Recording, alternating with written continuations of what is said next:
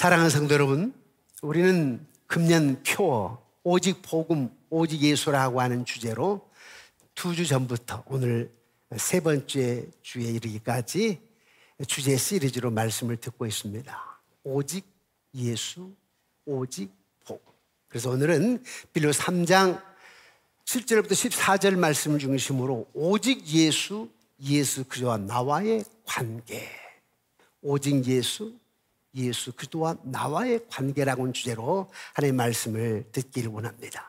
선포된 말씀을 듣고 순종한 여러분과 여러분 자녀 손손들에게 성령님의 기름 부으심과 성령 하나님의 감동 역사가 차고 넘치기를 주님의 이름으로 축원합니다. 사랑하는 성도, 우리 금년 표가 뭐라고 그랬죠? 오직 복음, 오직 예수. 오직 복음, 여러분들이 금년 한 해 동안 표어를 슬로건을 오직 예수, 오직 복음이라고 외치는데 그냥 외친 것하고 삶에 적용하고는 또 다릅니다. 오직 예수라고 하는 것을 여러분 외치면서 결부시켜야 될 것이 있어요. 자, 오직 예수라. 예수 그리스도가 누구냐? 그럼 내가 오직 예수를 외치면서 한 해 동안 내가 어떻게 살아야 되느냐? 이걸 생각하면서 외쳐야 되지 그냥 여러분 아침 예배 때마다 오직 예수, 오직 복음만 외쳐서는 안 된다. 오직 예수를 외치면서 예수 그리스도를 외치는 나에게 어떤 믿음이 있어야 되는가? 어떻게 한 해 동안 살아야 되는가? 그걸 결부시키면서 오직 예수를 외치시기를 주님의 이름으로 축원합니다. 여러분, 예수를 믿는다라고 하는 것이 과연 무엇일까요? 예수를 믿는다? 그 설명한다라고 하는 것은 그리 쉽지 않을 거예요. 자세하게. 물론 간단한 정의로는 예수 믿는다라고 하게 되면 예수를 나의 구주로 믿는다. 죄와 사망에서 나를 구원하신 분이라고 하는 것을 믿는다. 그게 믿는 거지요. 그런데 좀 더 구체적으로 얘기한다면 예수님으로 말미암아 내 속사람이 변하고, 뭐가 변하고요? 속사람, 이런 마음이 변해야 되고, 더 중요한 것은 뭐냐? 가치관의 변화가 있어야 됩니다. 뭐가 변해야 된다고요? 가치관의 변화. 이게 쉽지 않는 것 같아요. 20년, 30년 신앙생활을 해도 많은 분들이 가치관이 잘 변하지 않는 것 같아요. 예수 믿기 전에는 이런 것들이 참 소중했는데 예수 믿고 나면 가치관이 달라져가지고 저런 것들이 소중하게 되는 거지요. 이것이 믿는 자의 모습이에요. 내가 한 해 동안 예수 복음, 오직 예수, 오직 복음을 외치는데 외치면서도 여러분 속사람이 변하지 않는다면, 가치관이 달라지지 않는다면 의미가 없습니다. 예수님께서 천국은 마치 밭에 감추인 보화와 같다고 했지. 천국은 밭에 감추인 보화와 같다. 그 비유를 통해서 가치관의 변화를 말씀하셨어요. 어떤 사람이 밭에 파묻힌 보화를 발견한 후에 그 보화를 내가 가지려면 그 밭을 사야만 하거든요. 그래서 집에 가가지고 자기 가지고 있는 집과 땅을 다 팔아서, 아낌없이 팔아서 그 땅을 샀어요. 천국은 마치 그런 것이다. 그런데 하나님이 여러분들을 아들 예수의 피값으로 여러분들을 사셨다. 나와 하나님과의 관계가 어떤 관계냐? 예수님이 피값을 치러서 하나님 아버지는 하나밖에 없는 독생자 예수를 십자가에 내어주시기까지 하면서 나를 사랑하사 자녀를 삼으셨다. 그런데 내가 그 예수를 어찌 사랑하지 아니할 수가 있겠는가? 그 예수님의 마음, 예수님의 가치로 내가 어찌 살아갈지 아니할 수가 있겠는가? 예수님께서 여러분의 절대 가치에 대해서 얘기하면서 천국의 가치, 예수님의 가치, 그걸 얘기하면서 부모나 형제나 전토나 무엇이든지, 심지어 자기 목숨까지 더 당신을 사랑해야 된다고 얘기합니다. 하나님을. 부모나 형제나 전토나 무엇이든지. 우리 참 많이 들었죠? 이런 설교 많이 들었어요. 여러분 성경을 많이 읽었을 거라고요. 그러나 과연 여러분들이 하나님을, 천국을, 부모나 형제나 전토나 무엇이든지 자기 목숨보다 더 하나님을 사랑하는가? 그걸 점검하는 비결이 여러분의 헌금 생활이지요. 여러분들의 쉴성수지요. 여러분들의 헌신이지요. 시대는 갈수록 악해져 가고 갈수록 영적으로 침체져 가고 누가복음 18장에 나와 있는 것처럼 마지막 때 내가 믿음을 보겠느냐 했던 것처럼 갈수록 그런 면에서 희미해져만 갑니다.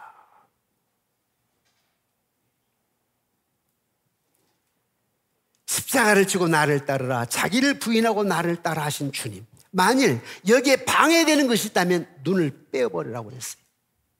만약 여기에 방해되는 것이 있다면 손이라도 찍어버리라고 그랬습니다.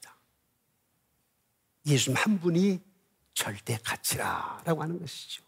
오직 예수. 바울이 예수님의 절대 가치를 어떻게 말하는가를 한번 본다면 오늘 본문 빌립보서 3장 4절 이하예요. 첫째, 그는 난지 8일 만에 할례를 받았다고 얘기를 합니다. 자기 자랑할 것이 있다는 거예요. 그게 뭐냐니까 할례. 부모가 내가 태어날 때부터 하나님의 사람으로 정해놓았다는 겁니다.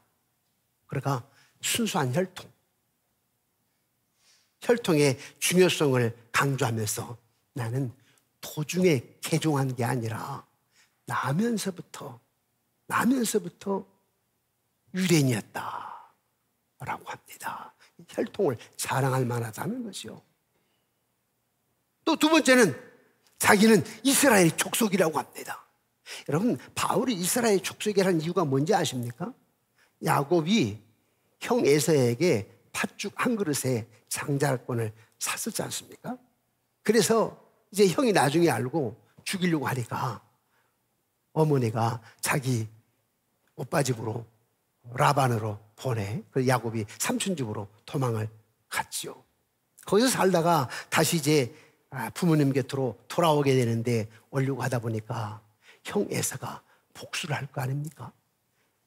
그 보복심을 가지고 있는 형에게 잡혀 죽임을 당할까 봐 염려하고 두려워하며 불안합니다.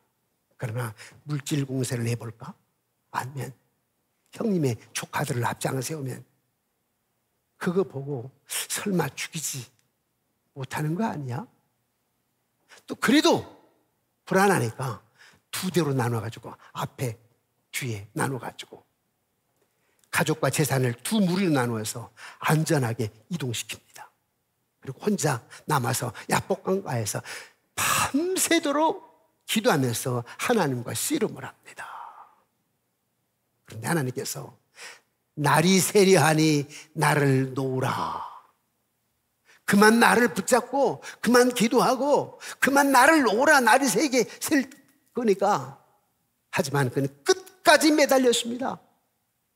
그래서 하나님은 야곱의 허벅지를 관절을 딱 쳐서 그를 다치겠지만 야곱은 여전히 축복을 달라고 하나님께 간청을 합니다.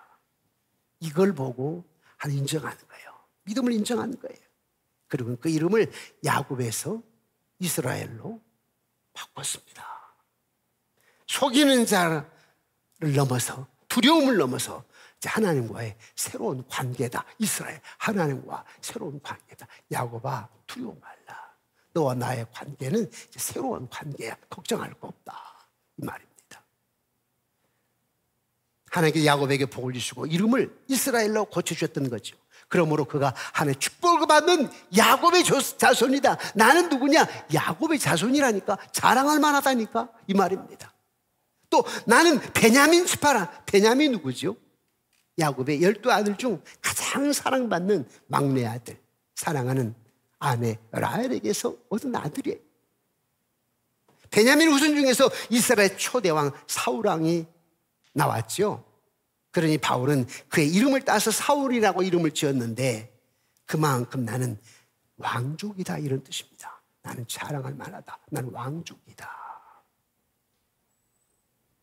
여러분 가문을 자랑할 수가 있고 나는 6대째다. 우리 아버지가 목사님이다. 장로입니다. 초대교회의 어떤 사람이었다. 물론 좋지요.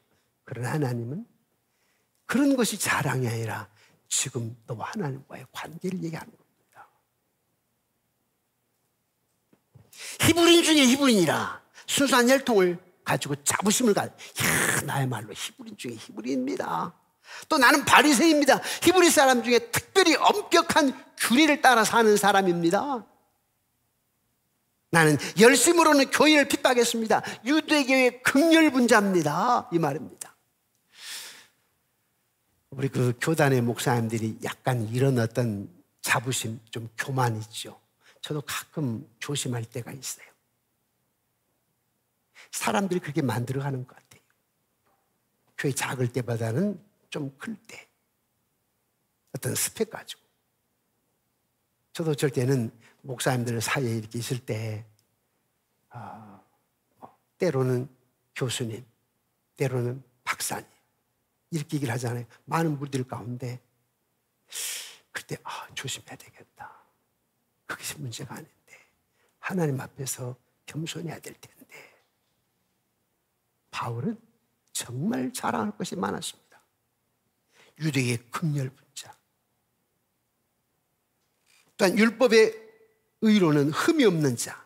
이스라엘 모든 짐승, 모든 규례를 다 지켜서 유대 사람으로서 아주 상급에 속한 사람. 사도 바울은 이상 7가지로 자기 자랑을 이야기합니다. 그런데 이 모든 것을 예수 그리스도 말미암아 다 포기했다는 겁니다. 자기 자랑할 만한 것은 다 포기했다. 무엇 때문에? 내 주 그리스도 안에 있는 지식이 가장 고상하기 때문에, 예수 그리스도를 아는 지식이 가장 고상하기 때문에, 예수를 믿는, 예수에 대한 절대 가치관을 갖는 것이 가장 고상하기 때문에 나의 과거의 어떤 환경, 상황, 자랑할 만한 것을 다 배설물로 여겼다 이 말입니다. 내가 예수를 믿는다라고 하는 것은 바로 그 중심적인 가치관의 변화입니다. 예수를 믿는다고 하면서 아직도 가치관이 예수님 중심으로 바꿔지지 않았다면 그 사람은 중생하는 사람일까? 한번 스스로 생각해 보아야 됩니다. 언제든지 가치관이 그래도 중심으로 바꿔질 때 비로소 그가 그리스도인이 되는 것입니다. 자, 그렇다면 여러분 그리스도인 맞습니까? 예, 확실하게 아멘하셔야 됩니다. 혹시 조금 2%가 부족하다 싶어도 일단 대답을 아멘하시기 바랍니다. 오늘 이후에 여러분 확실한 산 믿음을 가져야 되기 때문에. 바울은 그리스도를 아는 지식이 얼마나 고상하든지 이것을 얻고 지켜가기 위해서 그 나머지 것은 전부 해로 여기면서 배설물로 여긴다라고 얘기합니다. 여러분, 어린아이가 칼을 가지고 놀아요. 접혀진 칼인데 어떻게 펼쳐가지고 보니까 면도날, 옛날에 여러분 연필 깎는 그 칼, 엄마가 깜짝 놀랍니다. 근데 그 칼을 어떻게 빼앗죠? 그냥 빼앗아가고 큰일 납니다. 감추려다가 다칠 수도 있고요. 그 칼을 어떻게 빼앗을까요? 어떻게 빼앗을 수 있을까요? 그 아이에게 칼보다 더 좋은 걸 내놓으면 보여주면 됩니다. 그러면 놓지요.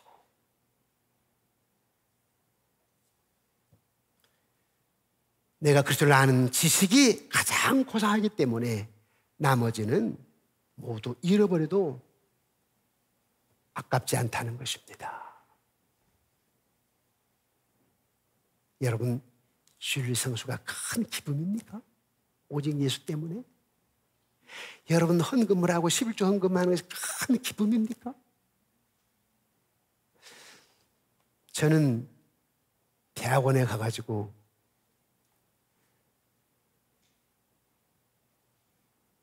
느끼는 것이 뭐냐면, 이제 결혼해서 저는 안 믿는 집안이고, 사실 여러분들이 알다시피 24살 때부터 교회를 한 거 아닙니까? 대학을 졸업을 하고 신학대학원에 들어가게 되고 이제 결혼을 하게 되고, 장모님이 처갓집 가가지고 장모님이 헌금하는 모습을 보았어요. 주중에 내일 모레가 주일이면 꼭 금요일쯤 이렇게 합니다. 아들들이 준 용돈, 딸들 사이가 준 용돈 다 모아놨다가 금요일날 되면 11조 봉투에다 딱 넣고 감사헌금 봉투에 넣고 선교헌금, 교육헌금, 주일헌금 봉투에 다 넣어요. 그리고 또 헌금하시는 모습을 보니까 새돈만 좋은 것만 딱 빼놔요.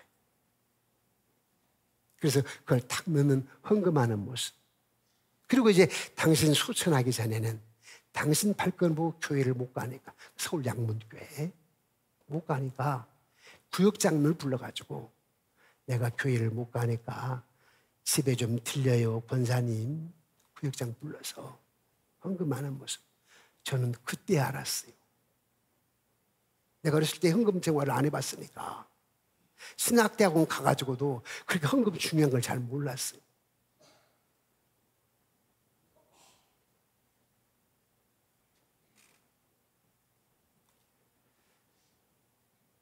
그리스도를 아는 지식이란 무엇일까? 그리스도를 안다는 것은 바로 그리스도의 인격과 만나는 거예요. 예수님을 알고 나면 내 생활이 달라지는 거죠. 그리스도를 아는 지식은 마치 열쇠 하나로 어느 문이든 다 열 수 있는 마스터 키와 같습니다. 그래서 오직 예수예요. 왜 우리가 오직 예수라고 부르짖느냐? 슬로건을 외치느냐? 그분은 내 인생의 마스터 키.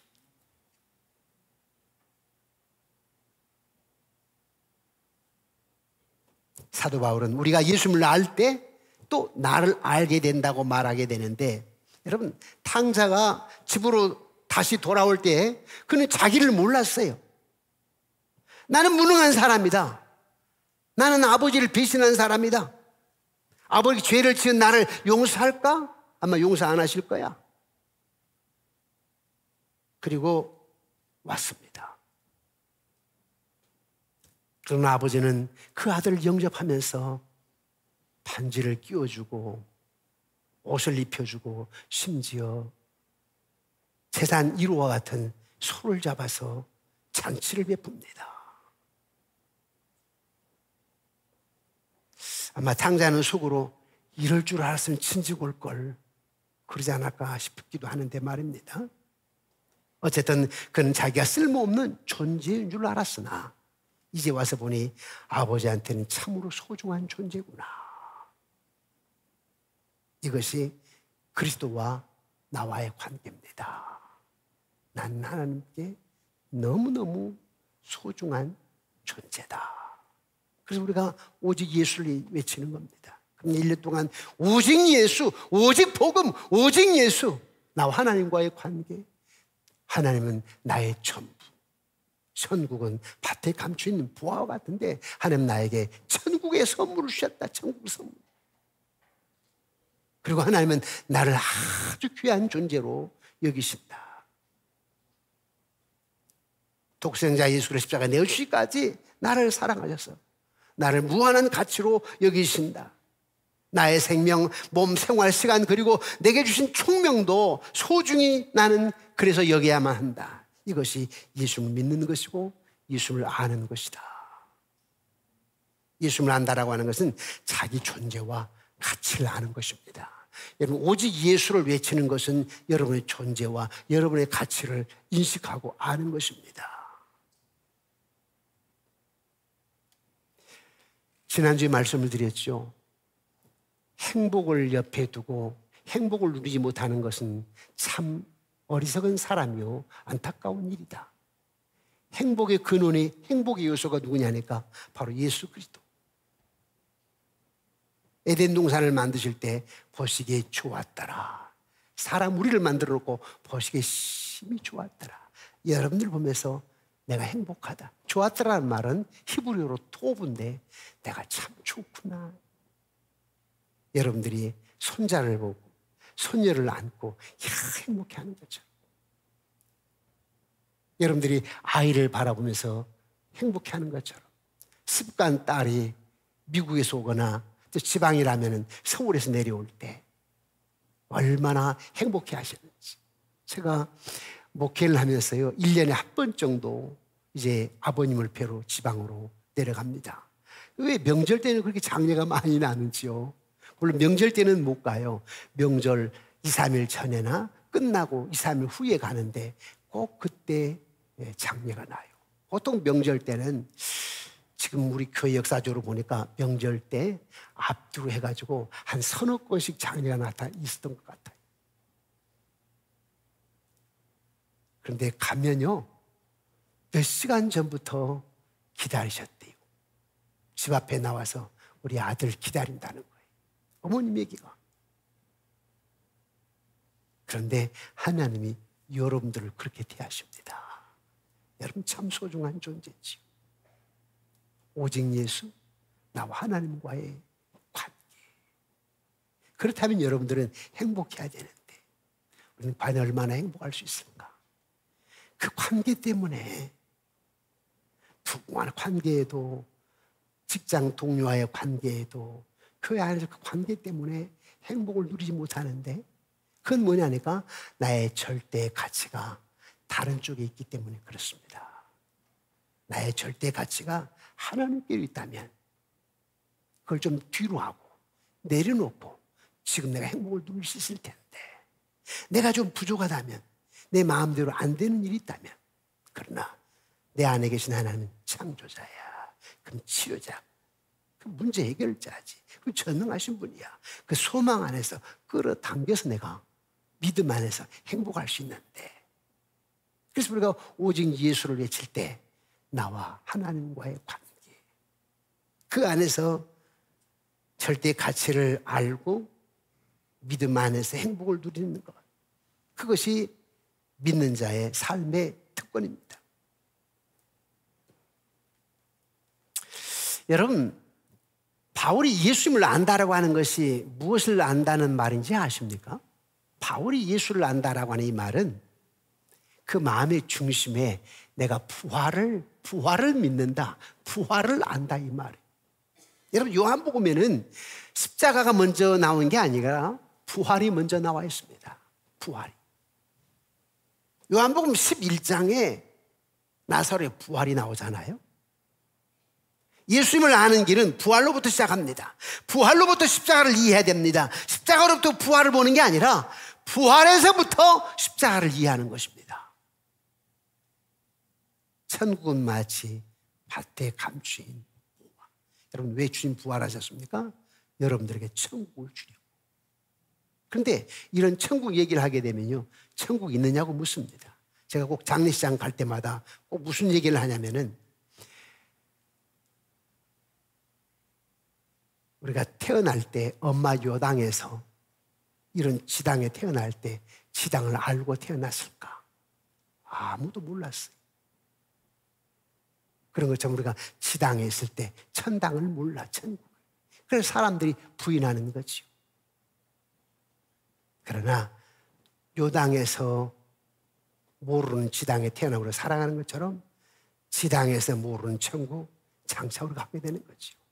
이 땅에 살아봐야 길면 한 8, 90년, 지금 100세 시대라고 하는데, 100세 시대에 이 땅의 삶은 한날 봄볕에 봄소풍과 같습니다.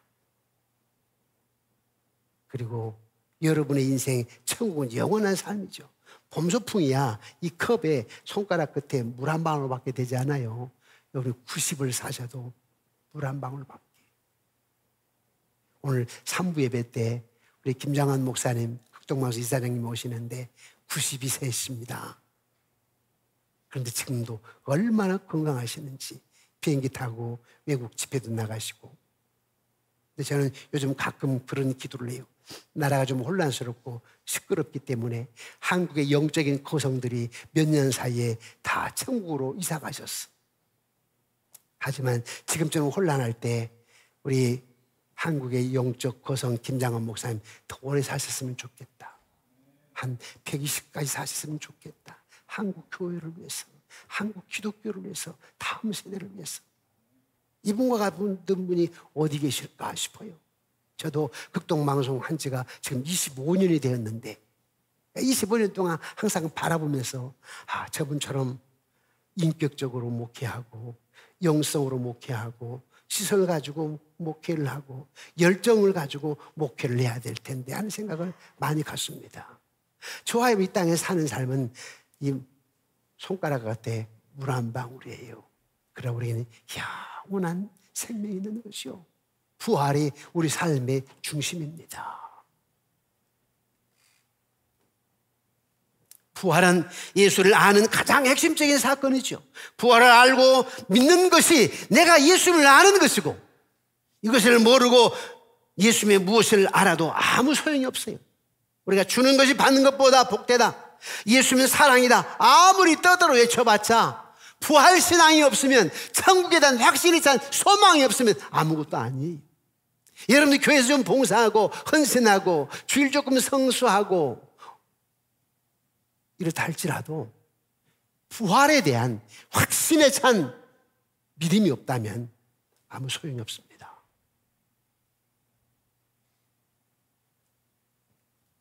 부활로 인하여 영원한 세계를 내다볼 수 없다면 기독교는 사랑의 종교다 해봐야 아무 쓸데없습니다.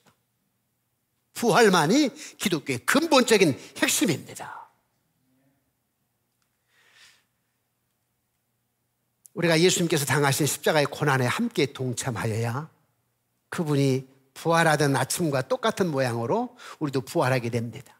예수님의 아픔과 슬픔이 그리고 기쁨이 내 몸에 전달되어야 참으로 그리스도를 아는 것입니다.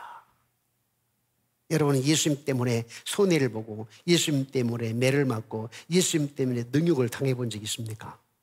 바울처럼, 한국교회 초대 선교사님들처럼. 물론 연세 드신 분들 가운데 당대 예수 믿는 분들은 그 어려움이 있었겠죠. 저도 사실 예수 믿는 것 때문에 신학대학원 간다고 하니까 아버님의 반대로 도망쳐 온 거 아니에요?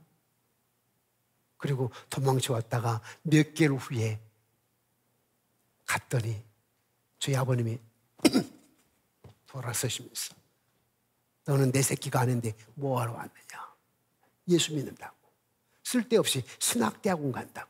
근데 우리 여집사님, 권사님 가운데 시집 와가지고 예수 믿어서 시어머니가 얼마나 구박 많이 받으셨습니까?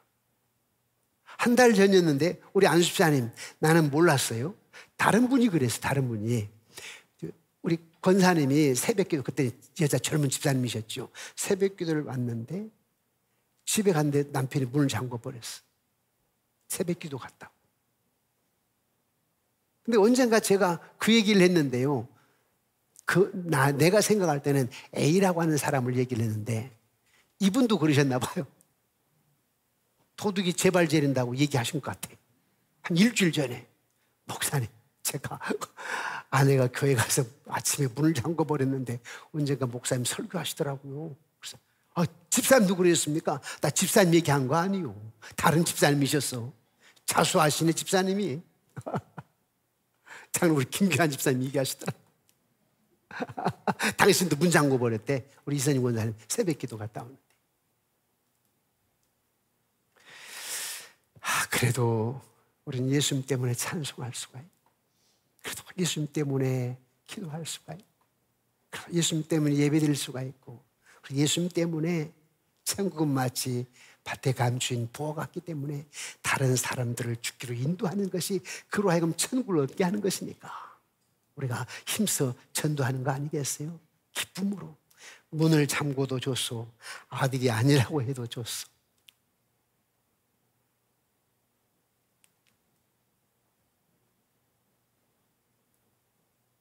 바울은 빌립보 감옥에서 그 핍박, 고난, 매를 맞으면서도 찬송을 불렀죠. 계속된 안질이라고 하는 불편한 몸을 가지고도 늘 감사하며 늘 찬송하였습니다. 제가 7주 전에 손가락을 좀 다쳤거든요. 소파에 밑에 방석이 얇은 무슨 천이 있더라고요. 그걸 아내가 이렇게 밀어넣기래 내가 넣어주겠다고 탁 넣다가 소리가 똑 하는데 이 중지의 끝마디가 꺾이더라고요. 그래서 힘줄이 끊어진 거예요. 분목돼가지고 지금 6주, 7주째인데 이거 하나 하는데도 불편하더라고요. 지금 7주째 이러고 있으니까 좀 불편해요. 그런데 바울 안식, 금방 낫는 것도 아니고 계속적인 안질, 그 불편한 몸을 가지고도 늘 감사하며 늘 찬송. 왜? 그의 가치관 때문에, 마음의 중심의 변화, 오직 예수 때문입니다. 오직 예수 때문에. 요즘 정신없는 사람들이 있는 것 같아요. TV에 제가 한 달 전에 보니까요, 종교 다원주의에 빠진 사람들, 목사님 한 분하고 가톨릭 신부 한 분하고 불교의 승려 한 분하고 원불교 교무사, 원불교에서는 우리 교회로 말하면 목사님인데 교무사라고 합니다. 교무사 한 분하고 4명이 나와가지고 담소를 하고 대담을 나누는데 아주 친근하대요. 아주 친밀하게 보여요. 어떤 교회는요, 교회 안에서 천주교, 원불교, 기독교, 또 한 군데가 어디죠? 4군데가 함께 연합 찬양대 해가지고 교회에서 찬양을 하더라고요. 군포에도 한 교회가 있어요. 깜짝 놀랐어요. 여러분, 우리 기독교가 많은 핍박을 받은 것은 바로 복음을 절대화시키기 위한 건데, 한 채의 양보도 없기 때문에 매도 맞고 핍박도 받고 순교하는 것인데, 타 종교와 적당히 살아가겠다? 무당과도 적당히 살아가겠다? 천주교 신부와 원불교 교무사하고도 적당히 살아가겠다? 친하게 친밀하게 살아가겠다? 이것은 원초적으로 보면 핍박받지 않고자 하는 거예요. 핍박받지 않고자 하는 거예요. 기독교는 핍박의 종교입니다. 내가 사람을 기쁘게 하랴, 하나님을 기쁘게 하랴, 오직 복음입니다. 복음은 예수를 경험하지 않은 사람들에게는 어리석게 보이지요. 예수를 알지 못한다면 가치 없는 정보에 지나지 않습니다. 오직 예수 나와의 관계는 어떤 관계인가? 누가복음 18장에 젊은 부자 관원 이야기 말입니다. 이 젊은 부자 청년이 예수님께 찾아와가지고, 선한 선생님이여, 내가 무엇을 하여야 영생을 얻으리까? 예수께서 이르시되, 네가 어찌 나를 선하다 일컫느냐? 하나님 한 분 외에는 선한 이가 없느니라. 내 계명을 안 하니, 간음하지 말라, 살해하지 말라, 도둑질하지 말라, 거짓 증거하지 말라, 내 부모를 공경하라 하였느니라. 여짜오되, 이것은 내가 어려서부터 다 지켰나이다. 아주 자부심을 가지고 자랑스럽게 얘기합니다. 그 정도에 다 지켰습니다. 그런데 예수께서 이 말을 들으시고 이르시되, 네가 오히려 한 가지 부족한 것이 있다. 내게 있는 것을 다 팔아 가난한 자들에게 나눠주라. 그랬더니 도망쳐버려요. 그가 아무리 율법을 다 지켰어도, 자기가 모든 걸 다 행했다 할지라도 너는 지금 절대 가치가 없다. 오직 예수가 아니라는 거지요. 오직 천국이 아니라는 거지요. 이 이야기는 모든 사람들이 그리스도를 따르기 위해서 자신의 부를 버려야 한다는 의미가 아니라, 자신의 모든 어떤 물질, 모든 권력을 버려야 한다는 말, 그런 말이 아니라, 예수 그리스도가 절대 가치해야 된다고 하는 것이죠. 절대 가치. 여러분, 돈 있어야죠. 또 많이 벌어야 되겠죠. 저도 우리 청년들, 학생들 놓고 기도할 때, 하나님 이 아이에게 영적인 능력, 지적인 능력, 언어 능력, 동설력, 창의력, 기억력을 주시고, 좋은 사람, 좋은 선생님, 좋은 이웃을 만나게 하시고, 좋은 배우자를 만나게 하시고, 사회 현장에 가가지고 하나님 위대함을 다른 사람들에게 전하기 위하여서 교수도 되고, 판검사 되고, 의사도 되고, 정치인도 되고, 그렇게 기도하죠. 그러나 그렇게 기도하면서도 나중에 아이들한테 그것이 너의 목적은 아니다. 인생의 목적은 아니다. 그것이 너의 원초적인 꿈은 아니란다. 너의 꿈은 뭐냐니까 오직 예수, 하나님 제일주의. 그래서 먼저 그의 나라와 그를 구하면 이 모든 것을 너에게 더하시리라. 그걸 믿고 하나님 중심으로 사는 삶, 그게 믿는 자의 삶의 모습이지요. 말씀을 맺겠습니다. 오직 예수 그리스도와 나와의 관계는 예수님으로 말미암아 내 속 사람이 변화되는 것이고, 그 가치관이 전적으로 달라지는 것입니다. 사랑하는 성도 여러분, 오직 예수가 여러분의 절대 가치가 되기를 주님의 이름으로 축원합니다.